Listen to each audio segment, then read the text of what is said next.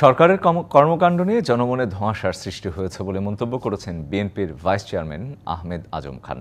আর ফ্যাসিবাদের দোসররা এখনো অবৈধ কর্মকাণ্ড চালিয়ে যাচ্ছে, এমন মন্তব্য বিএনপির নির্বাহী কমিটির সাংগঠনিক সম্পাদক শামা ওবায়দের।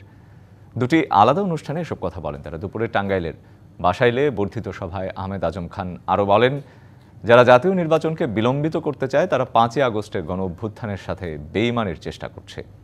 এদিকে ফরিদপুরে এক সমাবেশে শামা ওবায়দ বলেন, মেগা প্রজেক্টের নামে মেগা দুর্নীতি করেছে আওয়ামী লীগ, তারা এখনো মানুষের ক্ষতি করতে তৎপর। একটি অবাধ এবং নিরপেক্ষ নির্বাচনের জন্য যে অত্যাবশ্যকীয় সংস্কার, এটা তো আগামী 8 মাসের ভেতরে না, আরও অল্প সময়ের ভেতরেই হতে পারে। ডিসেম্বর এখনো 8 মাস বাকি, তাহলে কেন পরবর্তী এপ্রিলে যেতে হবে? যেহেতু এখন হাসিনার দোসররা নাই, এরা আওয়ামী লীগের সাথেও জড়িত আছে, এরা বিএনপির নেতাকর্মীদের সাথে যোগাযোগ করার চেষ্টা করছে, করে আরও কোনো অবৈধ কাজ তারা করতে পারে নাকি সেটা তারা চেষ্টা করছে।